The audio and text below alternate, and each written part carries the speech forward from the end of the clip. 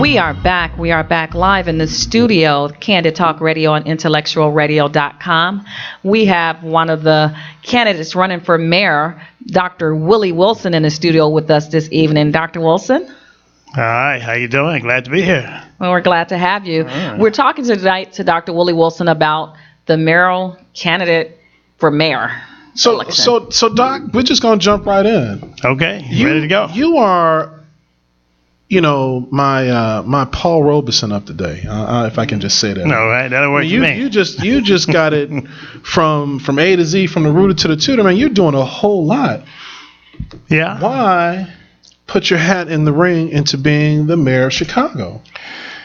Well, be honest with you, I'm about helping other people. When you look at the crime, public safety, you look at economic empowerment, economic development, jobs, education, parity, things of that nature, it ain't happening. So I just made my mind up roughly about 2 weeks ago, and thought I would jump in the race, and thought sitting on the sideline and looking out at people and saying, why don't you do this, this, and that? And I said, what about myself? Who can do a better job? So threw my hat in the ring and helped straighten it out. Now, I know you to probably be a little bit more of a calculated man and say a couple of weeks ago, this has to be, because you've been, just in the things that you've done. I know that you've been involved in the politics, or been around, enough to know in Chicago. Yeah. We are infamously known around the world. I want to even say the universe for politics. And when we just say Chicago politics, people go, oh. Well, are you ready to really jump into that arena? Because this is coming with your left and your right. This, and I know business is dangerous, and that kind of thing, and it comes with its perils. But this is Chicago mayoral. This is worse than being the president. Yeah, well, I've been getting beat up all my life, so what the heck, from rural Louisiana, we did some picking cotton and chopped cotton and been through a lot of things. So my mother and father and all of us worked like 12, 13 hours a day, didn't have a home necessary to stay in. Today I have, a few homes and a roof over my head, and I don't sleep in the bed with 5 brothers. Wow. So this is easy here, So, Dr. Wilson, that big things was with signatures on your petition, and that you've been in the news all week. Do you feel that the ROM machine has already started with the negative publicity of your campaign by throwing in that your signatures were invalid? Well, I think this here is the case. We raised in 5 days about 53,000 signatures. We had people down at the county taking the clerk office, checking them all, and we turned in 47,000. Those 47,000, you only needed 12,500. So on this past Monday, we actually went in, and one of the cases was thrown out. So we got one left, and that's going to be next week. The people down there checking it out. We know we have more than what we need. So this is Chicago politics, and we have to just be conscious of that. I also have to remind the mayor that, during a time like this, when you talk about the Ferguson, you're talking about the what's called that happened in New York, right? Gardner. Yeah, and the disenfranchised African American people the right to choose who they want to vote for. What message is he sending out there? And with a segregated city like Chicago, we need to be talking about bringing people together. This mayor needs to be very conscious of what's happening around the world. And so it reminds me also of the presidential election, the Bush and the Gore era. And he's going to start this back again. I mean, look what happened to our schools. 50 some of our schools closed down without even consulting to the community. The master of those schools was closed in African American neighborhood. Didn't even consult with the parents. And on top of that, we had to walk from now 2 miles to get to school. This is crazy. And don't think about the trade in the school. So the kids, they finish high school. What do they got? Finish college. What do they got? If they ain't got, you take the trades out of school, they just got a piece of paper and no trade. This mayor is the worst I've ever seen. and we had to do something about it. That's why I'm in the race. So Doc, I wanna give you something as a scenario into this. It's your first 100 days as mayor of Chicago.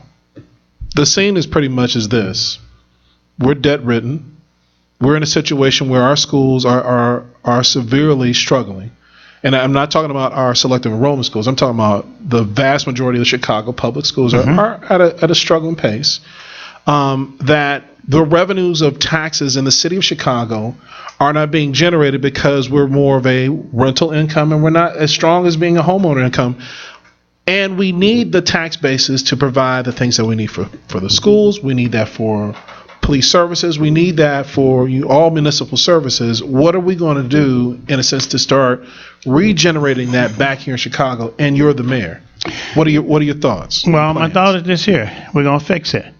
We run the international business. You gotta understand my background. My background is a sharecropper. We pick cotton.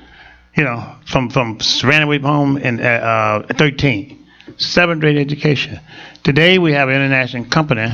Got people employed in China, don't speak the language. We does about $60 million a year, more than 20 cents per hour. We took that company from nowhere. If you took me today and I walk in your office today and I say, I need a job as CEO of your company, and you say, what are your credentials? I said, sharecropper, 7th grade education. You probably wouldn't hire me, But what happened was Ray Kroc looked at me, thought differently, and we've been successful, done what we've done today. How I will fix Chicago situation. Here's how. First of all, you should consult with the parents. Secondly, we stopped giving sweetheart deals to the major corporation, right? Okay. Cut to them. Don't talk about the budget now, right? Because you need dollars and things to fix the school. You can't come in. I always say this too. Let me also say this too. Don't vote for me because I'm black. That's out. Vote for me because I'm the best person to do the job. Secondly, you take and generate the dollars here. Do it this way. Consult with the people. Take the contracts that you have in the school. Don't give any sweetheart deals to your friend. Bid it out that reflect the population of the inner city which those schools are in. If you never get economic empowerment, the money will always leave your community and won't come back. You take those positions, those jobs, those entrepreneurs, and you recycle those people will start to take them, being able to have businesses that take care of the home. Thirdly, you take the policeman, 75% of the police force, you take them out of the automobile, let them walk down the street, let them catch buses like we do. Let them drive the subway like we do. Let them walk in the cold like we do. Let them visit the barber shop. Let them visit the business. Let them do all that. How you gonna save it? I put 4 police superintendents in charge versus 1. 1 superintendent can't handle this big city. Break it down in 4 segments. That way you can talk to the citizen. You can walk down the street. How you save it? I think the police now superintendent make about $240,000 or $250,000 in that range now. Add about 3 more. So, okay, 3 more come to $1 million, all right, roughly, just average, all right? Now, how you get that money? Them police cars, you stop buying them cars, you start fixing them cars, they're your money. You got a surplus right there. You have to change this thing down, be common sense. You stop picking people with these red light stuff. You stop taking in. You can't even go to a park today where we can park our cars and enjoy the beach. You can't even go there, all right? You can't even get a red light camera. They put the doggone red light to speed up to yellow to give you a ticket. You get a boot on your car, all right? They got things. So for now, when it snowed 2 inches, all right, they'll tow your car just right there to catch you, all right? By the way, I got a ticket the other day for just having my phone in my hand. You do not ride out the back of the poor. You fix it. But not just a citizen to one segment of people. I'm a citizen to all of the people in Chicago. All right? You would never have peace if this neighborhood is this way and this is this way and the other one is profit. All right? You would never have peace. West side, south side, north side. neighborhood should look the same as downtown Chicago. And I won't rest in peace until we can get it done. Wow. So, Dr. Wilson, everybody knows that you have so much on your plate. You are Sing Station, Willie Wilson Productions, Omar Medical Supplies, chairman of the Chicago Baptist Institute International. All this that you have on your plate, how are you going to be able to run a big city like Chicago with everything else that you have on your plate? Well, first of all, what's on my plate, I'm having fun. That's number one. When you have fun, it ain't a job. When you have fun helping people, it ain't a job. All right? So I'm having fun. All right? Those businesses that we have is all ordinary set up and running. We have employees, but they set up and run automatically. Right? As a matter of fact, basically, to tell you the truth, I don't have much to do. So my life is dedicated to helping people. And by the way, when you have the Lord on your side, you can't fail. He gives you the strength to do what you need to do. When you're helping others, when you're not helping others, that's when you're running the problem. Okay. I do have a question. It's from a viewer on Facebook, and she's asking, if you do become the mayor of Chicago, will you reopen the schools that were shut down? It ain't if. When I come, I'm going to become the mayor of Chicago. The school situation is this here. We will reassess all of those schools. Look, we'll let the community get involved. You set up a community base made up of the community people, the politicians. We'll make those decisions together. One thing that you will get from this mayor right here, we would talk to the community. But we won't make a decision unless we can pass legislation that all part of the city of Chicago, for all residents, have an input. Not only input with that, equal opportunity as related to contracts and job and input. We'll pass legislation to put it there, and we'll follow the laws of this beautiful country of the United States of America and Chicago as citizens. Dr. Wilson, I know as a businessman, and you have an international company. One of the things I think that the city of Chicago thrives on is that we are considered by the world an international city. One of the things that I've seen, within the past couple of years is that we've made inroads to become more prominent as an international city by having, more world events. Obviously, our bid for the Olympics was one of the situations. We just recently had a tech convention that brought companies from all over the world here to the city of Chicago. I'm looking at how then do you draw and attract or continue to draw and attract on making Chicago an international city? And are we looking at, with the connections that you have and the people that you know, is this now going to be a place where a company can actually consider in the city of Chicago a hub so that they can actually generate the kind of jobs and the revenue that would happen here? Do you have that in your focal point? Here's how we would do that. We have a lot of international friends, all right? We understand how to do business. We do business international. But first you have to start at home, all right? You got to make the area, the atmosphere the right. Have the citizen to enjoy one another. Lower these taxes. When I come downtown Chicago, I got to buy gas. Let's say $4 a gallon, but I go to Suburban because it's $3. All right? Mm-hmm. But if you lower those taxes, more people are going to come into the city. We can. The problem with the city is this much here. We got a beautiful city, most like in downtown in a certain neighborhood. All right?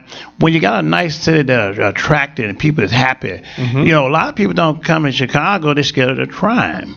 They don't catch the bus in CTA Chicago because they're scared. They don't come and park, a lot of them, because the parking fee going to cost you $100 a day. All right? So they drive out in places like Highland Park and Oak Brook where it's free parking. The crime is less. You got to get the crime down. But how you get the crime down? Economic empowerment.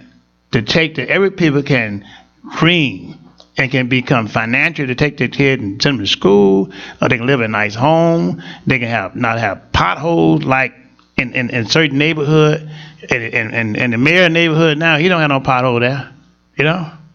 That's how you attract and look, let the business come to us. We have the city to deal with it, but you got to get the tax off the poor people. Why would you come to a city, all these 30 or 40 people get killed in one night. All right? Mm-hmm. Why would you come to a city and bring your family here in these atmosphere? You got to please the people. Make sure that the people can be happy. Nobody is afraid then, but what happened? Sweetheart deals. Sweetheart deal. Let me tell you this too about the minimum wage. Let me tell you this. I support more than minimum wage. All my employees work for me, make an average of $100,000 a year, right?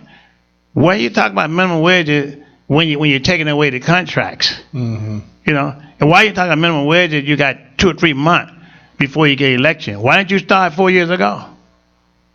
Well, he take people that they fools. Why did you start picking up the street now? 2 months before election. Why didn't you start 4 years ago? These are questions that the citizens got to realize. That's why I jump in the race, because I don't want nothing for myself. Nothing. I would not have sweetheart deals. I would not have relative of mine getting big contracts and things like that. All that is out. My life would change as mayor of the city of Chicago. I'm doing it for the people. My life has changed. I have business. I'm successful in business. We don't need the money. Somebody asked me the other day, would I take a paycheck? I said, yes, I'll take a paycheck so I can give it away. Mm-hmm. That's the bottom line to it, My taxes. I give away $800,000 to $1 million a year to churches for the last 20-some years. What this mayor here done? I challenge him to join his taxes. I was just about to say, is it going to come down to that? Right, it's probably going to come down to that. But Dr. Wilson, we did just get another question for you.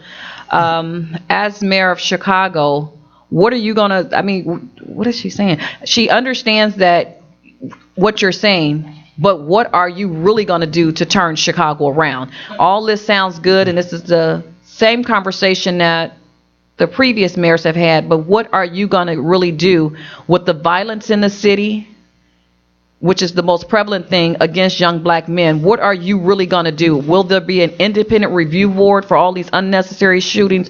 What are you going to do? And I want you to say it more so from your heart than from a script. I'm not looking at any paper. I came here without paper. This is from the heart, First of all, in order to stop situation, violent thing, you got to have economic empowerment. You got to have jobs. All right? If you ain't got that, don't care what somebody talk or say, it ain't going to work. All right? All right? So you got to create that. We have right now the resources to take care of this violent situation if we stop giving sweetheart deals. We have the situation that we can make it happen if we pay taxes. But we pay taxes, but another certain business getting our taxpayer. But when we go to apply for these contracts and everything, they tell us we ain't got enough money. Well, they took our taxes dollars. What do you mean? We ain't got the money for the bond. The city got to use it collateral with the bank and make sure that we get our taxpayer dollar proportionally for all citizens to reflect the community. Economic empowerment would stop the violence within our community. That's easy and simple. If I'm hungry and ain't got nothing to eat, I got to go and do something myself. So unless you got the job wise, you can say all you want, it ain't gonna happen. Now, short term, what you can get out here and do is that the young people are getting killed up. Put a task force together that investigate every 911 call. Go out there and look and make sure this stuff doesn't happen the wrong way. Put that task force together. Take the police out of the cars, Take them, make sure the community get their fair share of economic empowerment, all right? Once you sign legislation into that, then you begin to fuel the community with prosperity. If you don't do that, there's no way out. It's but violence. So you got to stop that and change it. Now, how do I know I do it? Look, I've never left the community. Never, ever left the community.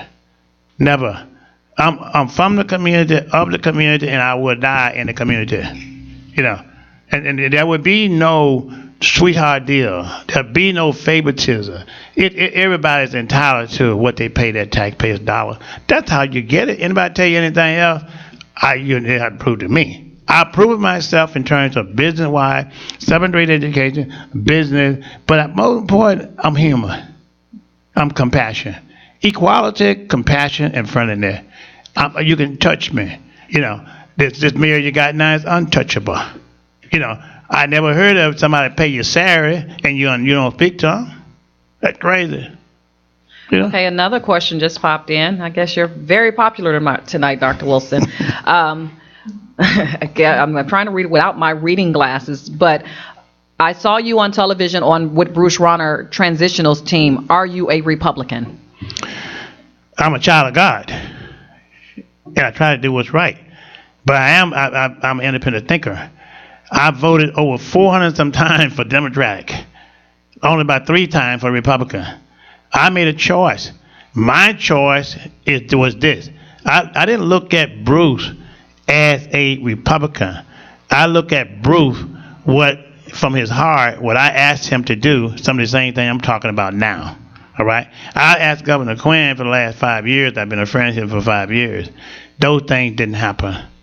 Did not happen. So don't look at me in labor, because if you're Democratic or Republican, if you're wrong, I'm not going to go that way. It doesn't matter. First, you have to take the labor off, because look, there ain't no Democratic or Republican in heaven. There ain't none. And we have to base ourselves on Scripture. If you don't have Scripture and fear of God, none of it going nowhere. I don't care what color you are. Yeah. Dr. Wilson, but I'm going to come down to brass tactics on this one. Right. The way this country rolls, you either red or you're blue. Well, you ride independent. Well, you know what? And in making that, there's an impression that's left behind it. So when you were in the Rauner campaign and working with him, people took that on the mindset that, okay, he must be a Republican. If you weren't connected with him and you were with someone else, with Governor Quinn or anyone else, or with Obama, they're going to think you're a Democrat. People vote upon those kind of party lines. I'm a child of God, preacher's kid. I thank God for being saved. That's what joins us all as human beings. All right. But when it comes down to it, it's either going to be, are you Democrat or you Republican, or are you an independent? And people are going to vote according to those lines. Now, if you want to champion something to be, hey, let's go with our hearts, then you're going to have to really go the hard way and go against the whole kind of system. But something has to let us know I'm going to let you know this. Abraham Lincoln was Republican. Yeah. And the Emancipation Proclamation, the free the slaves. I got it. I'm just putting it blue, black, and white. Yeah. All right. Abraham Lincoln was Republican. All right. The black people, when it first started, and when Abraham Lincoln, we was all Republican. All right. And then how do we change? But I always like this here. You judge a person by what they give back to the people. I've never stopped giving. Doesn't care Republican or Democrat. I never stopped giving. If I stop giving, if I stop giving, then judge me for what I do, what I stand for. Every Sunday, I'm in somebody's church and giving away $10,000, $15,000, $1 million a year. I'm not stopped giving. I'm out shaking hands, encouraging people. But those people who think that way, we all are free to do that, So you're coming down to what I'm understanding from you is that you're looking for the content of the man, the man's character. That's what you want people to see? So, in a short synopsis, what do you want people to know personally about you that's not out there to say, you know what, I have confidence in this man. I'm going to vote for him for mayor. Well, first of all, I'm not looking for anybody to pay me a nickel. Number one, I don't need the money. All right, but you look at my record. Only base me off my record. Base me off my record only. All right, equality for all citizens, compassion for all citizens, friendliness for all citizens. Why would I run? I'm also, in terms of, would try my best to only make America have 2 terms. 2 terms.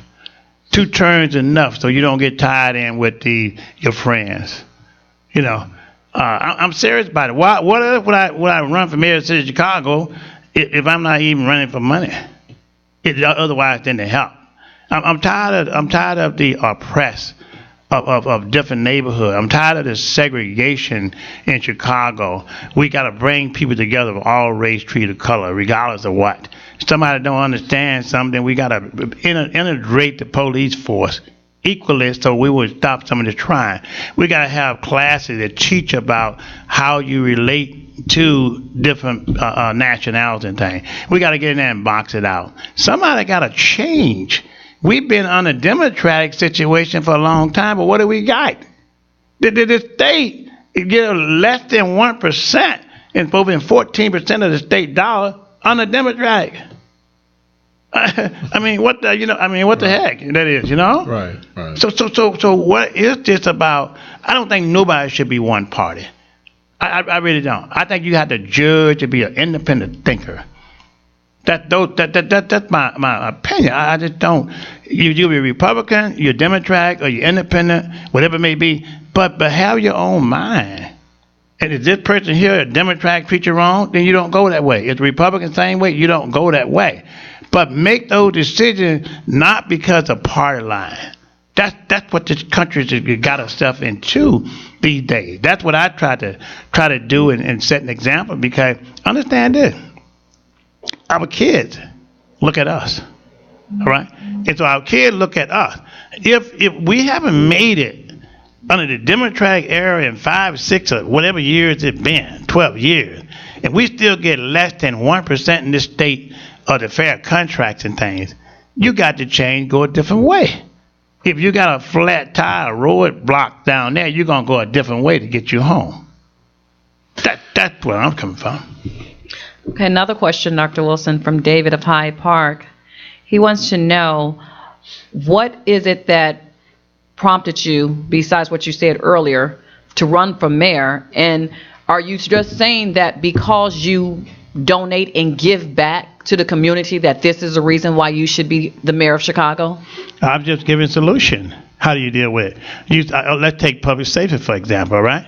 I just gave a solution for public safety, all right? Integrate the police force, get them out the cars, walk the street like citizens do, take those, take and have 4 superintendent of police, so you can be closer within the people in the community. You can have an independent police force that report direct to the mayor, and all 911 call, somebody be there to investigate that besides the regular police, so be independent, kind of like a review situation. Set up a citizen board that everybody got input into the process of their life. If that thing talking about because I give away money. Yeah. Okay. Dan, you have any? I just, like I said, from the beginning, Dr. Wilson, I apologize. I don't know too much about you. No, I don't likewise. But yeah, well, here's my thing. I mean, I'm a Chicago native. I've been born and raised here. This is my home. I've lived all around the United States, from D.C. to California and all parts in between. But this is home, and I'm particular about how my city is received, how I have pride in my city. One of the things I will tell you is that it's hard for me to have pride in my city when we have the reputation of, oh, you're from Chicago, are you sure you're safe there? And that's people who are asking me that, who I have friends in Japan, I have friends in Australia, I have friends in Texas and Arizona. I got them in places. Even Gary asked me, you sure you're all right over there? And so anybody who takes on this high office, I take it personal. I said, what are you going to do to reset the mindset of what this city is? And let's be real about it, because you're right. You draw upon the poor. You draw upon people who are being oppressed. You say that we should have equality for all. And I started off from the beginning of this interview with you and said, but Chicago is a political machine. And this is where the rubber hits the road. You got to get through aldermen, you got to get through councilmen, you got to get through state representatives, everybody here in this city of Chicago, because we're in the map. We're on it. I've been in Chicago since 1965, right? And you've seen the changes even under Mayor Daley. Yes. A boss. Yeah. Dr. Wilson, are you ready to come in and to really push that kind of effective change and know that whoever's on your team, this is your will to push forward and say, City of Chicago, we're going to change the way we do things, and everybody's got to get on board. So Northsiders, get ready for Westsiders and Southsiders to hang out, and maybe you all need to come on hang out on the South and West Side. Well, I live on both sides, and I live downtown today, so I've seen here, and there. All right, I mean, both sides of town. People is really people. It's got to be the bring together people that you can feel. The question I have to ask this here, all citizens of Chicago, under 4 years of this administration now, are you better off today than what you were 4 years ago?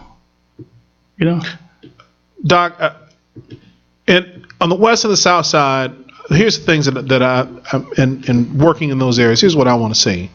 Let me see some businesses that look like they do on the north side. Can I get a Starbucks on my corner and not have to be political? Can I get Whole Foods in my neighborhood? Can I get real grocery stores and not these mom and pop kind of places that are not providing nutrition that needs to be there? Because I'm sorry, that child who's going to school needs to eat something more than hot Fritos and chips. They need real food, just like what you see downtown. Now, you live in a downtown area. I'm not sure particularly where, unless you want to invite me over to your house. I'll come and hang out. But I'm sure that you got Whole Foods, whatever Dominic's was left, whatever grocery store. You got nice restaurants. You can choose a place to go and eat. Please go spend a night over here somewhere off of Madison, Kildare, Stony Island, Cottage Grove, and tell me what you're gonna find. Tell me, and tell me, are you really ready to go? I know you seem like a gentleman who probably walks the streets of your area. Are you ready to walk your dog over there off of Cottage Grove at about 11 o'clock at night when the dog got to go? Well, first of all, I don't have a dog. They're too expensive for me, all right? You got to have a dog. They're too expensive for me, all right? But I am in them areas all the time. I never left the area. And you see people walking their dog. I mean, dog. But here's the thing. That's going to change. The city has got to do something. And I want to see you push that proponent, but I'm like, let's be real about it. Right. I want my Starbucks and my Whole Foods. But here's the thing: the reality is that business is not coming in and operating business with bad climate, crime, and right, and how you change it. Though. And that there's a bad climate because there has been historically underserved areas. Yes, we agree. Now, how do we focus on the change to get it back to where it needs to be? Here's how you do it. It's easy. Now you say it's easy. Oh, look at it this way. You're looking at a person with 7th grade education, made 20 cents per hour, okay, ran away from home, okay, never been drugged, never been in jail, all right, none of these things, all right. We didn't have food to eat except for we did have bread. We had to borrow it from the neighbor, right. I never left that, even though when we pick ourselves up by the bootstrap, all right. And we work hard. Wall Street Journal did a front page article on me. All right, we because of how we struggle. My book, What Shall I Do Next When I Don't Know Next What to Do? All right, you have to plug that. I'm gonna go ahead and put that up there. Right, but it tells it. What shall I do next when I don't know next what to do? Read that book, and I ain't trying to sell it necessarily for myself. But if I would buy it, I give it to the church. All right, that's the book there. But that book was written because of all the struggles and stuff I got. Let me tell you this. I know the pains of the inner city. I've never left the inner city. 1 year, I lost a father. I lost a brother younger than me. But I lost a 20-year-old son that got killed because of gang and drugs. I know the pain. They ain't left me and never will leave me. Can't nobody compare themselves and say that I don't know what I'm talking about. They ain't sensitive to it. But despite all the odd, Lord have blessed me to be where I'm at now. You know, I don't give myself credit for nothing no more than my faith. All right, I'm a hard worker. Okay, I was announced I had a prostate cancer. With Lord blessed me to get through that. Here's the real hard coming from now. Lord blessed me with that when the doctor said that no black man ever came to Northwest with prostate cancer and lived. That was 12 years ago. I'm here.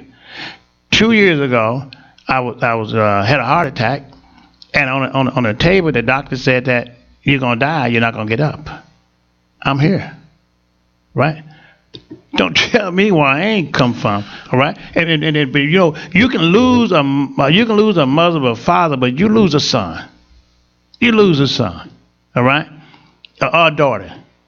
You know the depth of it's something that you can't even explain. All right, and the struggle that we done to get there and get other people, young kids, and help people we do today. That's all I live for. I don't live for nothing else. All right, because the money and stuff ain't mine. That's why I give so much away. All right, so I'm doing this free, and I'm gonna put my family in danger because I'm running out here. Because guess what? If the mayor is jumping on me and knock me off the petition right now, that means something. I only been raised for 2 weeks. He ain't messing with nobody else. You know, so that's saying something. Right, and that speaks volumes that. You went out 2 weeks ago and said, hey, I'm going to run for mayor, and you got your signatures, but now he's coming only full frontal for you. But Dr. Wilson, we would love to have you come back. I would love to. You know, February's coming up, and that's your primary, and then big election in November. So we'd love for you to come back and midway through just to see how your campaign is going and where you're taking the campaign. But it's been great, very insightful. We welcome you back. You're more welcome back anytime that you want to come back. Yes. We're going to get you a dog. We're going to get you a dog. Well, one thing about it, we're not going to win the race February 2024. We're going to win it 2 days in the early voting.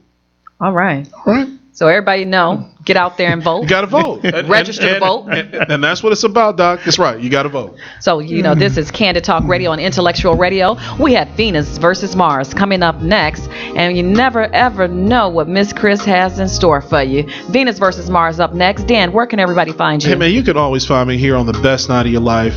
Candid Talk Radio, IntellectualRadio.com. Facebook, Daniel S. Davis. Not the congressman. Just want to get that right. I hear you. But you can always find me here. Chris, I know where I can find you every Thursday. Where can you find me at, Dan? Man, sitting next to me with your old fun. So go on, mess around. No, man, always, you know, my hostess with the most. I'm here every Thursday night from 7 to 8 p.m. You can also find me at Chris Wilson under Facebook, Meg Sean 1 on Twitter. I don't do Instagram, but we're all here, and this is definitely the best night of our life tonight. Very insightful, very educational, Dr. Wilson. Thank you so much for coming out and sitting in with us. Thank you. Thank you. This is Candid Talk Radio on Intellectual Radio and iHeartRadio.com.